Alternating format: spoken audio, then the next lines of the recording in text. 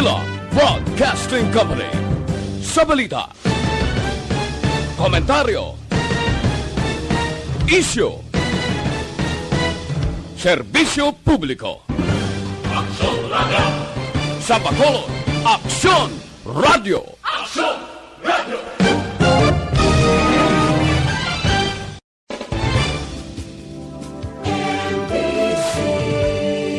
Manila Broadcasting Company. Sa balita, komentaryo, issue, serbisyo publiko. Aksyon Radio! Sa Bacolod, Aksyon Radio! Aksyon Radio!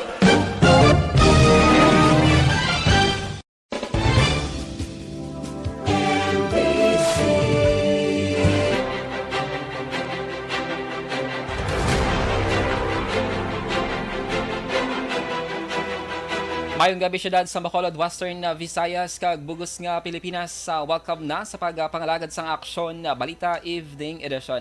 Karon nga adlaw Lunes, Abril 18, 2022. Makitan kita live sa mon official Facebook page kag sa YouTube channel ang Aksyon Radyo Bacolod kag mabatian pa sa www.aksyonradyobacolod.com.ph. Kaming inyo mga tagbalita. Action and Defense. Kag Action Dale Salazar para sa mga headlines sa una kita sa mga balita lokal. Governor Lacson dismayado sa joint press conference ang pila ka mga presidential candidates. Kaso sang dengue sa Bacolod nagsaka, kaso naman sang leptospirosis nagnubo.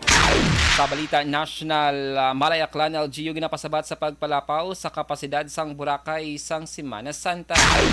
WHO Philippines may rekomendasyon angod sa redefinition sang tinaga nga fully vaccinated. Detalye sang mga balita lokal pagkatapos gid lamang sini.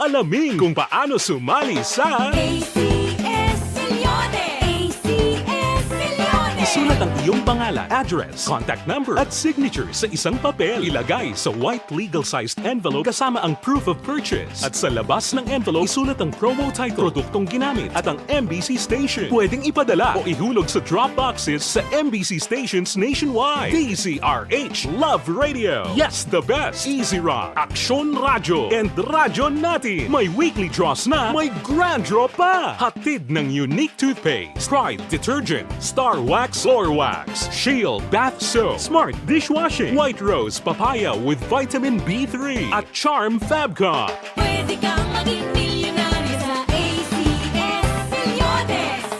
Submission of entries is from February 28 to May 27, 2022. Grand draw is on June 18, 2022. Promo period is from February 28 to June 18, 2022. See posters for details. For DOH, FDA, CCH, UHSRR permit number 0087 series of Mangin may nalamon sa pagpili sa kandidato. Mangin mabinantayon kag mainid sa mga ibutang sa pwesto. Umpisahi ang pagbago paagi sa wais sa pagpili karon nga eleksyon. Yari ang pila ka mga tips para sa wais may nalamon kag insakto nga pagpili sang pagabutohon. Una, Maghimo sang listahan sa mga kandidato kag maghimo sang listahan sang posible iboto. Ini ang pwede mo ibase sa ila plataporma kag mga panindugan sa kada isyu. Ikaduha, kibalua ang mga isyu o kung tupiko nga importante sa imo bilang isa ka botante. Magdesisyon kung ang para sa imo nga tupiko nga dapat hatagan sang pagtamod, isyu kaangay sang government transparency, human rights, unemployment, korupsyon, kapigaduhon, mataas nga crime rate, rural area development, mga environmental issues kaangay sang polusyon, COVID-19 kag iban pa. Ikatatlo, kilalaha ang mga kandidato. Agud nga mas makilala ang mga kandidato, i-konsiderar ang pila ka mga puntos kaangay sang paglantaw sang debate kag public discussion sa mga kandidato kag hibalua ang leadership background o kung eksperyensya sa pagpamuno kag performance sa isa ka kandidato. Ikaapat, kag ang labi nga importante sa tanan, magboto. Mauyang lamang ang tanan mga ginhimo nga preparasyon kung hindi ka magboto sa maabot nga eleksyon. Dumduma mga kaaksyon, ang pagboto ang isa nga kinamatarong. Hindi pag-uyanga kaysa kada boto mo, dako sini ang dala nga pagbago. Itama ang boto, iboto ang tama. Para sa action tips, ini naman sa action Dorel Cabato. Sa din ka mangabahin sang Pinas, labuton ka sa amon balita kag serbisyo. Sama-sama tayo, Pilipino. Una sa balita, una sa aksyon, sa Bacolod, Aksyon Radio. The Candidates Forum. The Candidates Forum. Hibaluon ang mga plataporma di gobyerno. Usisaon ang nahimuan kag inagihan sa mga politiko. Patpaton ang mga proyekto nga ila ginaplano. The Candidates Forum, programa sang Aksyon Radyo Bacolod kag Northwest In nga magahatag kay gayunan sa publiko nga mas makilalaan sang husto ang mga kandidato sa 2022 national and local elections. The Candidates Forum. The Candidates Forum. Hosted by Aksyon Boy Duran with guest panelists Aksyon Fred Salanga, Aksyon Rex Cantong, Aksyon Art Tayupon, Aksyon Brian Morden, Aksyon Eric Magbanwa, kag Aksyon Marlon Genovea. Diri lang sa Aksyon Radyo Bacolod. The Candidates Forum.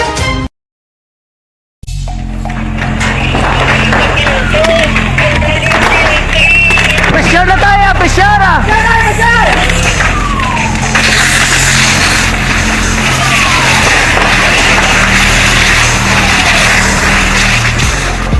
Every day is Fire Prevention Day. Gani importante nga maihibalo kita kung paano malikawan ang sunog. Yari ang pila ka mga action tips angot sa fire prevention. Sa tion nga maghalin sa balay, siguraduhon nga naka-unplug ang tanan nga saksakan. Likawan ang octopus connection o kung ang pagsaksak sang madamo nga gamit sa isa ka outlet. Dapat wala man sang overloading sa mga saksakan kag lantawon kung masarangan ang mga appliances nga nakasaksaka. Likawan ang mga substandard nga kagamitan. Hindi pag i-charge ang gadget overnight kaang isang cellphone. Taguon ang mga posporo, lighter, kag iban pa nga flammable materials sa mga kabataan. Ag siguraduhon man nga malayo ini sa kalan. Siguraduhon man nga wala nagalik ang inyong LPG. Sa isa ka business establishment, dapat mayara sang fire. Lasay sa 14 Action Radio Philippine Standard Time kagkaron sa detalye na sang mga balita lokal. Dismayado si Negros Occidental Governor Bong Lacson sa resulta sang Easter Sunday Joint Press Conference ni mga kandidato sa pagka-presidente kag vice-presidente. Suno kay Lacson, nabala na sang publiko ang mga ginpalayag sa press conference kag wala matabo ang kontani ginalauman sang kadaman. Nagapati si Lacson nga isa sa mga ginapaabot sang publiko ang mga pag-atras ni Senador Panfilo Lacson kag anay Defense Chief Norberto Gonzales nga kalakip sa mga ginakabig nga lower ranking presidential candidates kag ipalayagang suporta sa kandidatura ni Manila Mayor Francisco Isko Moreno Domagoso. Sa mga press con ginpanindugan ni Moreno nga iya si Lacson, Gonzales kag Senador Manny Pacquiao ang hindi mag-atras sa presidential race kag magapadayon sa pagkakandidato. Ginpanawagan man ni Moreno kay Vice President Denny Robredo nga mag-atras sa pagkandidato bilang presidente. Nagtambong man sa press con ang mga kandidato sa pagka-vice-presidente nga Sunday Senate President Tito Soto kag Dr. Willie Ong. People were expecting more than what they said yesterday. People were expecting that a couple of presidential candidates will withdraw in favor of another presidential candidate. And I thought, when I saw the personalities involved, I thought that the lower-ranking presidential candidates would withdraw in favor of Mayor Isko. Nabatian si Governor Bong Lacson. Nagapati si Negros Occidental Governor Bong Lacson nga hindi maapektuhan ang kandidatura ni Vice President Leni Robredo sa resulta sa Easter Sunday Joint Press Conference ang 5 ka mga kandidato sa pagka-presidente kag vice-presidente kahapon. Suno kay Lacson, masami nga ginapalayag ni Robredo sa mga ginapatigay niya campaign rally nga madamo pa sa mahimo matabo. Nagapati man ang gobernador nga mas magkapag-on pa ang kampanya ni Robredo, labi na kung maka-house-to-house campaign. Dugang pa sa gobernador na balaan man ni Robredo nga si Anay Senator Bongbong Marcos amo ang pinakamabakod sini nga kasumpong. Nagligad nga Marso 11 ginpatigayon ang Grand People's Rally ni Robredo sa syudad sa Bacolod sa diin si Lacson ang isa sa mga nagtambong. Sa joint press conference kahapon, ginpanawagan ng presidential candidate Esco Moreno kay Robredo nga mag-atras sa pagkakandidato bilang presidente. Sa iban nga balita lokal, ginaulat pa sa Bacolod Emergency Operations Center kung EOC ang final proposal sa Valencar Transit Incorporated sa liwat kapagbukas ng COVID-19 vaccination sa may North kag South Ceres Terminal sa suno kay Dr. Chris Sorongon, ang Deputy for Medical sa Bacolod EOC. Subong nga si Mana may buluan kung bala madayon ang ining nga plano kag kun magbukas ang vaccination site sa duwa ka mga terminal. Dapat iyan na ka-Valencar ang vaccination team. Suno kay Sorongon, kalabanan sa mga nagapabakuna sa terminal ang hindi man taga Bacolod kundi mga residente sang Negros Occidental. Ginpathag ni Sorongon nga kalabanan sa karon sa mga vaccination team sang LGU ang na-deploy na sa Mobile Vaxi. Subong adlaw Lunes, liwat nga nagbalik ang COVID-19 vaccination sa may syudad, partikular na sa may Ayala Malls kag sa may Jollibee sa may Burgos Gatoslaw Streets, matapos nga temporaryo nga nag-untat sang 4 kadlaw bangod sa Semana Santa. Na-record sa Bacolod City Health Office ang 77 ka dengue cases sa syudad sa Bacolod tubtob Abril 9, 2022. Base sa Bacolod City Epidemiological Surveillance Unit, ang ininga numero ang mataas ng 13.2% kung ikumparar sang 68 ka kaso nga ginreport sa pareho nga panahon tinalikdan nga tuig. Nagapakita sa record nga ang Barangay Singkang Airport ang may pinakadamo nga kaso nga may siyam. Ginasundan ini sa Barangay Granada kag Estefania nga may tigwalo. Ang Barangay Mansilingan kag Mandalaga naman ang may yara sang tigpito. Ang Barangay Sumag nga may yara sang 6. Ang Barangay Tangob nga may 5.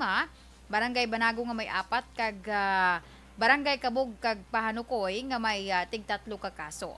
Samtang nagnubo naman ang kaso sa leptospirosis sa 69.2% sa mga bulan nga may 4 ka kaso kag 2 ang napatay. Na record sang CHO ang 13 ka mga kaso sa leptospirosis nga may 2 ka mga patay sa pareha nga panahon tinalikdan nga tuig. Nagabot na sa mga syudad sa Bacolod mga vote counting machines o kon VCM nga pagawsaron para sa mayo 9 eleksyon para sa Bacolod City kag Negros Occidental. Ginpahayag ni Acting Bacolod Election Officer Attorney Revo Sorbito, 450 ka mga VCMs ang para sa Bacolod kag karon nagahulat pa sa abiso kon pila ka mga contingency ang ipadala sa syudad. Ginpahayag sini nga gintala na sa Mayo 7 ang pagpatigayon sang final testing kag sealing sang VCMs. Yes, sorry na actually ang for Bacolod and for the whole Negros. Ang sa aton there is 450 ka machine na usaron as to sa sobra sa contingency. Why pa kita advice kung pinabid daw kung padala ng contingency machine. Nabatian si Acting Bacolod Election Officer Attorney Sorbito. Pahayag ni Acting Bacolod Election Officer Attorney Revo Sorbito nga nagapabilin nga matawhay ang lokal nga kampanya sa syudad sa Bacolod. Ini mas sobra 3 ka semana sa nag-umpisa ang lokal nga kampanya nagligad nga Marso 25. Suno kay Sorbito, very peaceful ang kag-organisado ang lokal nga kampanya sa syudad kay nagalaom nga magatayon ini tubtub sa katapusan nga adlaw. Nagapahanumduman si Sorbito sa mga kandidato kag ilang mga supporters nga mangin mahinalungon kag ipadayon nga mangin matawhay ang pagpangampanya. Mag-aatako pang local campaign sa Mayo 7. Sa balita, una sa aksyon! Lasay sa 20 Action Radio Philippine Standard Time, D3 Biofood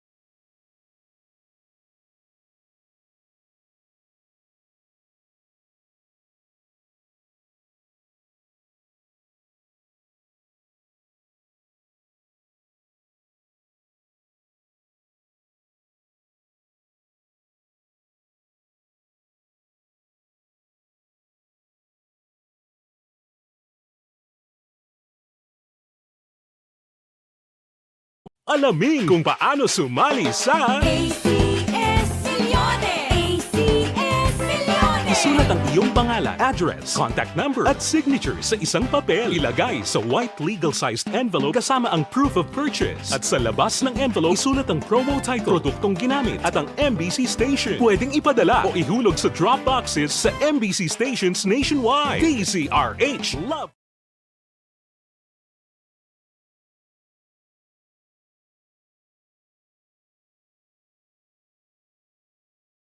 Alamin kung paano sumali sa ACS-Milyones! ACS-Milyones! Isulat ang iyong pangalan, address, contact number at signature sa isang papel. Ilagay sa white legal-sized envelope kasama ang proof of purchase. At sa labas ng envelope, isulat ang promo title, produktong ginamit at ang MBC station. Pwedeng ipadala o ihulog sa drop boxes sa MBC stations nationwide. DZRH Love Radio. Yes, the best. Easy Rock, Aksyon Radio, and Radyo Natin. May weekly draws na, may grand draw pa. Hatid ng unique toothpaste, Pride Detergent, Star Wax Floor Wax, Shield Bath Soap, Smart Dishwashing, White Rose Papaya with Vitamin B3, at Charm Fabcon. Pwede kang maging milyonaryo sa ACS-Milyones! Submission of entries is from February 28 to May 27, 2022. Grand draw is on June 18, 2022. Promo period is from February 28 to June 18, 2022. See posters for details. For DOH, FDA, CCH, UHSRR permit number 0087 series of... Mangin mainalamon sa pagpili ng kandidato. Mangin mabinantayon kag mainid sa mga ibutang sa pwesto. Umpisahi ang pagbago paagi sa wais sa pagpili karon nga eleksyon. Yari ang pila ka mga tips para sa wais may nalamon kag insakto nga pagpili sang pagabutohon. Una, maghimo sang listahan sa mga kandidato kag maghimo sang listahan sang posible iboto. Ini ang pwede mo ibase sa ila plataporma kag mapanindugan sa kada isyu. Ikaduha, kibalua ang mga isyu o kung tupiko nga importante sa imo bilang isa ka botante. Magdesisyon kung ang para sa imo nga tupiko nga dapat hatagan sang pagtamod, isyu kaangay sang government transparency, human rights, unemployment, korupsyon, kapigaduhon, mataas nga crime rate, rural area development, mga environmental issues kaangay sang polusyon, COVID-19 kag iban pa. Ikatatlo, kilalaha ang mga kandidato. Agud nga mas makilala ang mga kandidato, i-konsiderar ang pila ka mga puntos kaangay sang paglantaw sang debate kag public discussion sa mga kandidato kag hibalua ang leadership background o kung eksperyensya sa pagpamuno kag performance sa isa ka kandidato. Ikaapat kag ang labi nga importante sa tanan, magboto. Mauyang lamang ang tanan mga ginhimo nga preparasyon kung hindi ka magboto sa maabot nga eleksyon. Dumduma ang mga kaaksyon. Ang pagboto ang isa ka kinamatarong. Hindi pag-uyanga kaysa kada boto mo, dako sini ang dala nga pagbago. Itama ang boto, iboto ang tama. Para sa action tips, ini naman sa aksyon Dorel Cabato. Sa din ka mangyubahin sang Pinas, labuton ka sa amon balita kag serbisyo. Sama-sama tayo, Pilipino. Una sa balita, una sa aksyon, sa Bacolod, Aksyon Radio. The Candidates Forum. The Candidates Forum, hibaloon ang mga plataporma di gobyerno. Usisaon ang nahimuan kag inagihan sa mga politiko. Patpaton ang mga proyekto nga ila ginaplano. The Candidates Forum, programa sang Aksyon Radyo Bacolod kag Northwest In nga magahatag kay gayunan sa publiko nga mas makilalaan sang husto ang mga kandidato sa 2022 national and local elections. The Candidates Forum. The Candidates Forum. Hosted by Aksyon Boy Duran with guest panelists Aksyon Fred Salanga, Aksyon Rex Cantong, Aksyon Art Tayhupon, Aksyon Brian Morden, Aksyon Eric Magbanwa, kag Aksyon Marlon Genovea. Diri lang sa Aksyon Radyo Bacolod, The Candidates Forum.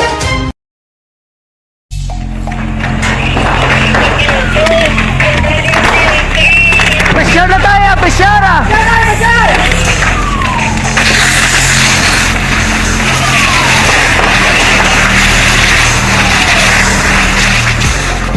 Every day is Fire Prevention Day. Gani importante nga maihibalo kita kung paano malikawan ang sunog. Yari ang pila ka mga action tips angot sa fire prevention. Sa tion nga maghalin sa balay, siguraduhon nga naka-unplug ang tanan nga saksakan. Likawan ang octopus connection o kung ang pagsaksak sang madamo nga gamit sa isa ka outlet. Dapat wala man sang overloading sa mga saksakan kag lantawon kung masarangan ang mga appliances nga nakasaksaka. Likawan ang mga substandard nga kagamitan. Hindi pag i-charge ang gadget overnight kaang isang cellphone. Taguon ang mga posporo, lighter, kag iban pa nga flammable materials sa mga kabataan. Ag siguraduhon man nga malayo ini sa kalan. Siguraduhon man nga wala nagalik ang inyong LPG. Sa isa ka business establishment, dapat mayara sang fire extinguisher kag dapat nakahibalo ang tanan sa pag-usar sini. Hibaloon man ang expiration date sang fire extinguisher kag i-refill kung expired na. Magpreparar sang fire exit plan lagi pa diri ang emergency exit o kung ang lugar nga wala sang harang nga pwede guaan sa tion sang sunog. Dapat nakasave sa inyong mga cellphone ang mga emergency numbers nga pwede tawagan sa tion sang emerhensya. Kung nagakalayo ang imong lawas, himuon ang stop, drop, kag roll. Para malikawan ang sunog, nagakinahanglan ini sang partisipasyon sang publiko. Kung nakahanda kita sa mga kalamidad, dapat preparado man kita sa sunog. Ini sa Action Daily Salazar para sa action tips nga nagapahanumdom nga maghalong sa tanan nga tion. Bangod sa pamahog sing COVID-19 pandemic, madamo sing kompanya kag local government unit ang nagpatuman sang work from home sa ilang mga empleyado. Naga-work from home kung naka-close contact sa nagpositibo sa virus o kung mismo nagpositibo sa COVID-19. Madamo sang benepisyo ang mahatag sang work from home, pero hindi naton malikawan nga ma-bored kag ma-stress bangod sa sini nga setup sa masobra na isa ka tuig nga pagpakiaway sa COVID-19. Base sa pagtuon sa United Nations International Labor Organizations, nagatugas sing stress ang tuman niya pag-usar sa gadgets kaangay sa cellphone kag computer. Gani, iyaring tila ng mga poslanong nga action tips sa mga nag-work from home.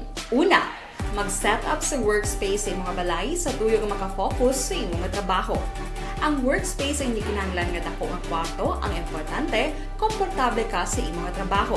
Matapos ang pila ka oras nga nagapungko ka mag-computer, dapat may tion nga mag-stretching agud malikawan nga ma-strain ang imong likod o kon liog. Time management. Maghimo sa imong time schedule kag mga talapuson nga trabaho para maging organisado. Magkaon sa husto nga tion, labi na ang pamahaw kag pilion mga pagkaon nga maka-boost sa imong memory, concentration kag alertness kaangay sa pumpkin seeds kag dark chocolate. Kung mayara sa mga online meetings, advance nga ipahibalo sa imong mga upod sa balay, agud malikawan ang mga disturbo. Ang pigaw nga internet connection ang makatugas sa stress, gani ipreparar ang backup kaangay sa ibang network nga may maayong signal para sa mobile data. Take a few breaks. Ini sa tuyo nga hindi ma-drain ang imong brain. Maghampang sa imong pet o kung magpumatit sa music. Sa tion nga may concern kag problema, ipabalo sa imong team leader o kung sa boss para masolusyonan. Sa work from home nga setup, ikaw ang may uyat sa imong nga oras. Makasave ka sa plete, makasave ka sa pagkaon, makasave ka sa kwata, kag makaupo no pa ang imong pamilya. Ang work from home ay may madamo nga hangkat, pero mas madamo sa gihapon ang mahatag nga benepisyo. Ini si Action Daughter Cabato para sa Action Tips, una sa balita, una sa aksyon sa Bacolod, Aksyon Radio. Ang elementary nga evacuation center na concern din baha man. Uy, kasi pinagamat-amat kumansaka ang tubig. Actually, ikaw po Medyo mataas na ang tubig. So, ulat natin nga pasuwag nga ng traffic to or nag-traffic dito sa sulod. Ang continuous rain ang isang good factor sa pagsaka. Sa IC Media Action Radio Philippines Standard Time, kagkaroon sa detalye na sang mga balita national. Nagapangabay ang Department of Tourism o DOT DOT sa otoridad nga maghimo sang nagakaigo nga tikang batok sa LGU sang Malayaklan matapos na ginaligar naglapaw sa gintalan ang kapasidad ang Boracay sang Semana Santa. Suno kay Tourism Secretary Bernadette Romulo Puyat ilag na pangabayang alkalde nga magpathag sa natabo bangod ini ang sala. Luyag man ni Puyat nga maghimo sang tikang ang DILG kag DNR sa ginaligar pagbayolar sang health kag safety protocol. Ginpahayag ni Puyat nga ang local government unit ang napaidalam sa alert level 1 status. Gani importante ang strikto sa gihapon nga pagbatuman sa mga pulisa para hindi maglapta ang COVID-19 infections ilabi na ang kadamuon sa mga tawo. Sa datos sang DOT sang Abril 14 kag 15 masobra sa 43,000 ka mga turista nagkato sa Boracay sa sulod sang duha ka adlaw. Sa naibaluan nga ginarekomendar lamang ang 19,215 ka mga tawo sa kada adlaw sa isla sang Boracay. Pinarekomendar sa World Health Organization kung WHO Philippines ang tinaga nga up to date with the recommended schedule. Sabay lo nga pag-redefine sang tinaga nga fully vaccinated.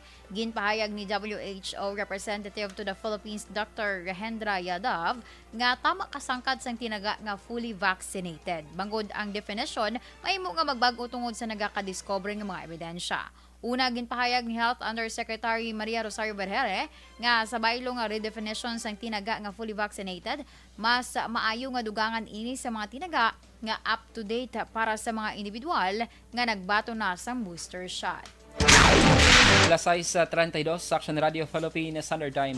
Sa katapusan nga balita nasyonal, handom ni Manila Mayor Isko Moreno Dumagoso nga malimitahan ang importasyon sang agricultural products nga makakompete sa ginaproduce sa mga local farmers.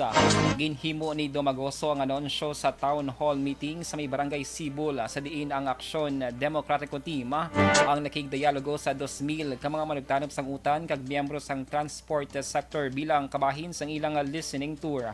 Ginpromisa man sang Aksyon Demokratiko Standard Bearer nga kung matagan sang tsansa ini na sinipagtugutan ng mga smugglers ang utan sa Pilipinas.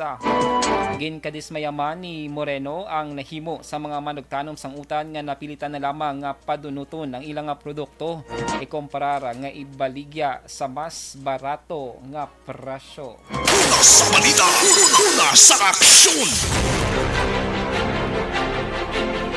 Action Radio Philippines Standard Time na 6:33 inyo nabatian ang kabugusan nga mga balita sa Action Balita Evening Edition. Karon nga adlaw Lunes, Abril 18, 2022. Saluwat kaming inyo mga tagbalita. Action and Defense. Kag Action Dale Salazar, mga ka-aksyon sa din ka man sa Pinas, labuton ka sang amon balita kag serbisyo. Sama-sama tayo, Pilipino. Una sa balita, una sa aksyon Sa Bacolod Action Radio. Aksyon Radio.